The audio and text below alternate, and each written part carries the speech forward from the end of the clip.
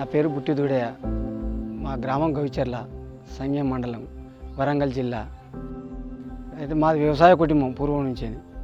మా బాబు మాకు పంచిచ్చినప్పుడు 9 ఎకరాల భూమి, చెరు 4 ఎకరాలన్నర ఇచ్చాడు.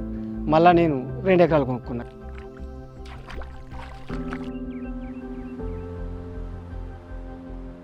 ఇంతకుముందు పక్కెమ్మడి వాళ్ళ బండ్లతోటి దున్నిచ్చుకునేది నా వ్యవసాయ భూమిని. వాళ్ళు టైంకు రాకపోయేది, కొద్దిగా వ్యవసాయ రీత్యా ఇబ్బందులు అవుతాయి, వేరే బండ్లు రాక.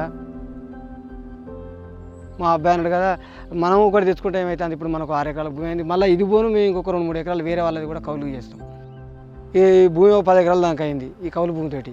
ఇక 10 ఎకరాలకు మనకు లేక నెలకు సంవత్సరానికి 1 లక్ష చిల్లర మనమే డబ్బులు చెల్లిస్తాను.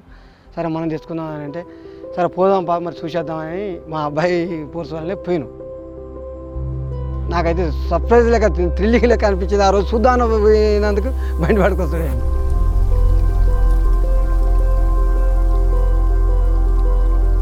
నేను స్వరాజ్ బండి 744 బండి తీసుకున్నా, 4 వీల్ బండి. మా కుటుంబంలో కూడా తీసుకున్నా కానీ మంచి హ్యాపీగా ఉన్నాం.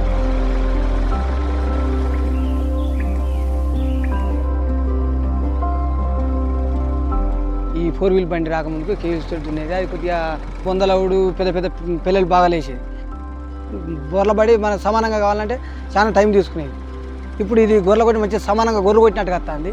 మంచిగా ఈ గడ్డి ముక్కలు అవుతుంది, భూమి మంచిగా నీట్గా సారవంతంగా అవుతుంది, తొందరగా కూలిపోతుంది. ఆ గడ్డిని ఆ కూలిపోయి నాటేయడానికి కూడా మంచిగా గడ్డి లేకుండా అవైలబుల్గా అవుతుంది, మంచిగా నీట్గా ఉంటుంది, తొందరగా పని అయిపోతుందన్న ఉద్దేశం మీద ఈ 4 వీల్ బండి రోటివేటర్తో తీసుకుంటాం. ఈ 4 వీల్ బండి కొద్దిగా దిగబడ్డా కానీ ఆ 4 వీల్ గేర్ వేసుకుంటే అవైలబుల్గా బయటికి వెళ్ళిపోతాను. డ్రైవర్కు మంచిగా ఉన్నది. ఇప్పుడు గేర్ బాక్స్ పక్కకిచ్చుడు, గేర్లు మారాలన్నా చేయాలన్నా కానీ కంఫర్ట్గా ఉండి మంచిగా ఉన్నది.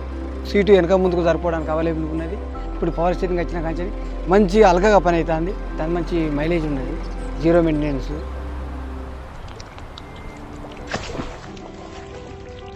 నేను స్వరాజ్ బండి 744 బండి తీసుకున్న కానీ నాకు మా ఇంటి మహాలక్ష్మి లెక్క మంచిగా పనిచేస్తాను. నా వ్యవసాయ పనిని నేను మంచి క్రమబద్ధంగా మంచి టైంకి చేసుకుంటాను.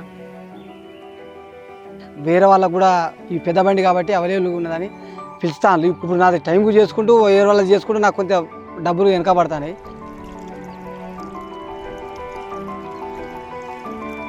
ఇప్పుడు మనం బయటికి వెళ్ళిందంటే డౌట్ లేకుండా బండి ఇంటికి వచ్చడానికి ధీమాగా, రైతు అంతా ధీమాగా ఉన్నది. బండి సంతోషంగా హ్యాపీగా ఉంది.